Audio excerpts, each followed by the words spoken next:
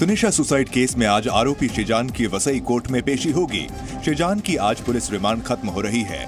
Police court से शिजान की custody बढ़ाने की मांग कर सकती है। पुलिस अपनी रिमांड में अभी तक की जांच में और आगे क्या क्या मिल सकता है इसका जिक्र कर सकती है।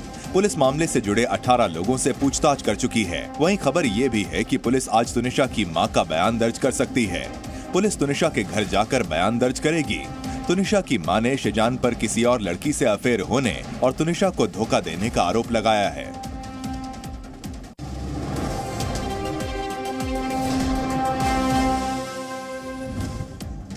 कांग्रेस आज अपना 138वां स्थापना दिवस मना रही है। इस मौके पर दिल्ली स्थित कांग्रेस मुख्यालय को आकर्षक ढंग से सजाया गया है। पार्टी के तमाम बड़े नेता मौजूद हैं। सोनिया गांधी और राहुल गांधी भी साथ साथ दिखे।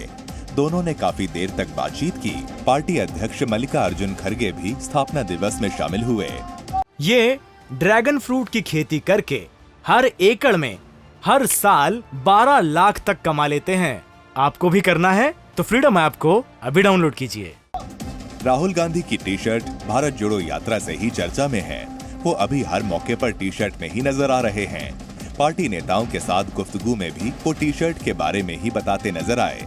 वहीं पार्टी नेता सलमान खुर्शीद ने कहा है कि जिस भारत की कल्पना हमारे बुजुर्गों ने की थी उस पर आज प्रहार हो रहा है, उसे रोकने की जरूरत है। राहुल गांधी को राम कहने वाले बयान पर खुर्शीद ने कहा कि उन्होंने कहा कि इसमें किसी को क्या शिकायत हो सकती है। वो ये कह रहे हैं कि आपको चलने का अधिकार नहीं है, सिर्फ हम ही चलेंगे।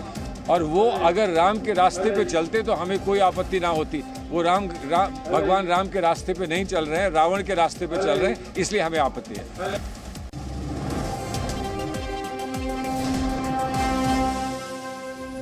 उत्तर प्रदेश के मऊ में आग लगने से एक दर्दनाक हादसा हो गया। मऊ के शाहपुर गांव में मंगलवार देर रात अचानक एक घर में आग लग गई, जिसमें एक ही परिवार के 5 लोगों की जिंदा जलकर मौत हो गई। बताया जा रहा है कि जब परिवार के लोग गहरी नींद में सोए थे तभी ये हादसा हुआ। आग लगने की वजह से अचानक चीख पुकार मच गई। मरने वालों में 3 बच्चे भी शामिल हैं। घटना की सूचना मिलते ही फायर ब्रिगेड घटनास्थल पर पहुंच गई। कड़ी मशक्कत के बाद किसी तरह आग पर काबू पाया गया। शुरुआती जांच में पता चला है कि ये आग चूल्हे से ही लगी थी। परिवार वाले घटना के वक्त सो रहे थे, जिसकी वजह से उन्हें भागने का मौका भी नहीं मिला। प्रशासन ने मृतकों के परिवार वालों के लिए 4-4 लाख रुपए के मुआवजे का ऐलान किया है।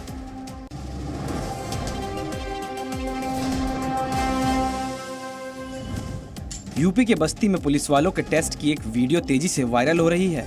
इस वीडियो में जिले की सुरक्षा में तैनात पुलिस वाले बंदूक में गोलियां भी नहीं डाल पा रहे हैं। दरअसल बस्ती मंडल के डीआईजी आर.के. भारद्वाज संत कबीर नगर जिले के खलीलाबाद थाने में निरीक्षण करने पहुंचे थे। इस दौरान उन्होंने थाने में तैनात एसआई से बंदूक में गोली भरने और उसे चलाने को कहा।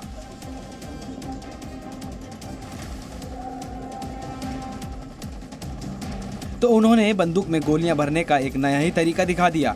उन्होंने बंदूक की मैगजीन में गोली भरने की बजाय बंदूक की नली में ही गोली भरना शुरू कर दिया। इसके बाद डीआईजी साहब ने एसआई से गोलियां निकालने को कहा और पूछा कि अब क्या करोगे। तो एसआई ने गोली चलाने का पूरा तरीका भी बता दिया और ट्रिगर भी दबा दिया। बाद में बस्ती मंडल के डीआईजी आर.के. भारद्वाज ने माना कि अभी थानों में हथियारों को लेकर और ट्रेनिंग देने की जरूरत है।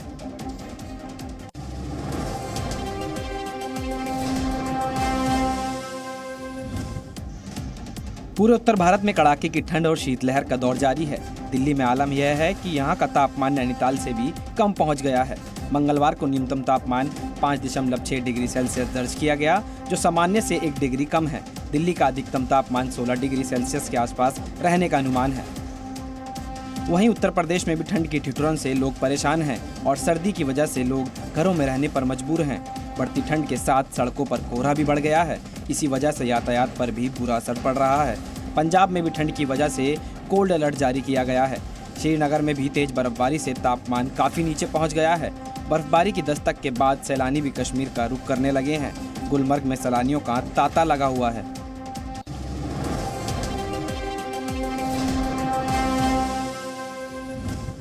चीन में कोरोना संक्रमण को देखते हुए केंद्र सरकार पूरी तरह से अलर्ट मोड पर है।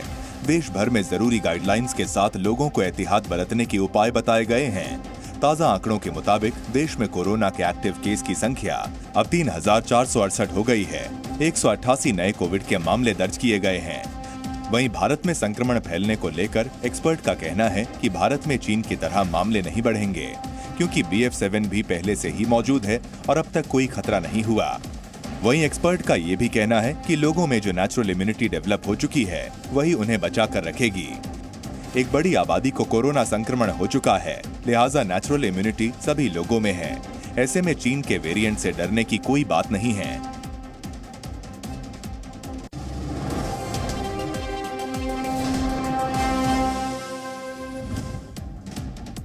चीन में कोरोना का कोहराम जारी है। मेडिकल स्टोर्स के बाहर मरीजों की लंबी कतारें हैं।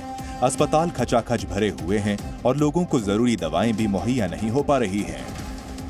चीन की सरकार ने कोरोना प्रतिबंधों में ढील देने का ऐलान किया है। कुछ मीडिया रिपोर्ट्स के मुताबिक चीन में हर दिन 1 करोड़ से ज्यादा कोरोना के नए केस सामने आ रहे हैं। लेकिन अब चीन यातायात संबंधी नियमों को बदलेगा। चीन में 8 जनवरी से विदेश से आ रहे यात्रियों के लिए क्वारंटीन जरूरी नहीं होगा। चीन के नेशनल हेल्थ कमीशन ने कोरोना के मैनेजमेंट को A क्लास से B क्लास में शिफ्ट कर दिया है। चीन के स्वास्थ्य विभाग का दावा है कि देश में 90% से ज्यादा लोगों का टीकाकरण किया जा चुका है। दुनिया से कोरोना का डाटा छुपाने वाले चीन ने कहा कि अब महीने में सिर्फ एक बार कोरोना केस से जुड़े आंकड़ों को जारी किया जाएगा।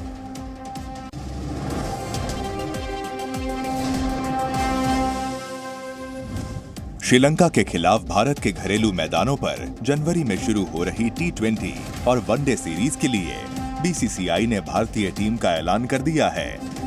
तेज तर्रार ऑलराउंडर हार्दिक पांड्या को T20 टीम का कप्तान बनाया गया है।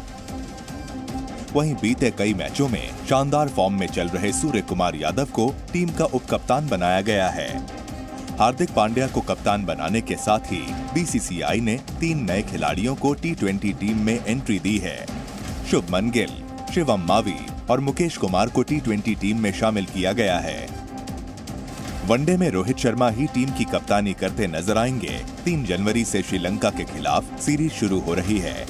इस सीरीज में 3 वनडे और 3 T20 मैच खेले जाने वाले हैं। साल 2023 में ये पहली सीरीज है। इसे जीतकर भारतीय टीम आने वाले मैचों के टीम का मोराल बढ़ाना चाहेगी।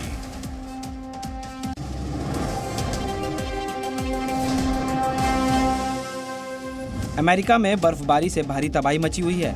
अमेरिका में आए इस बर्फीले तूफान से पश्चिमी न्यूयॉर्क सबसे ज्यादा प्रभावित हुआ है। भारी बर्फबारी की वजह से पूरे देश में 60 लोगों की जान जा चुकी है। अमेरिका के बफलो शहर में 45 साल बाद इतना खतरनाक तूफान आया है। वहां करीब 4 फीट तक बर्फ जम गई है। तूफान ने तेज रफ्तार में भागते अमेरिका की रफ्तार को स्लो कर दिया है। यहां अब तक करीब 7,000 उड़ानों को रद्द किया गया है। इंसानों के साथ बेजुबानों के लिए भी जिंदगी आसान नहीं है। बर्फ से ढके शहर में जानवरों के लिए भी बाहर निकलना सही नहीं। बर्फीले तूफान में बेबस अमेरिका में तुरंत राहत के आसार भी नजर नहीं आ रहे हैं। मौसम विभाग ने एरी काउंटी में आज भी 2 इंच से ज्यादा बर्फ गिरने का अनुमान जताया है। आने वाले दिनों में अमेरिका में हालात और खराब हो सकते हैं। ये ड्रैगन फ्रूट की खेती करके हर एकड़ में हर साल 12 लाख तक कमा लेते हैं। आपको भी करना है तो फ्रीडम ऐप को अभी डाउनलोड कीजिए।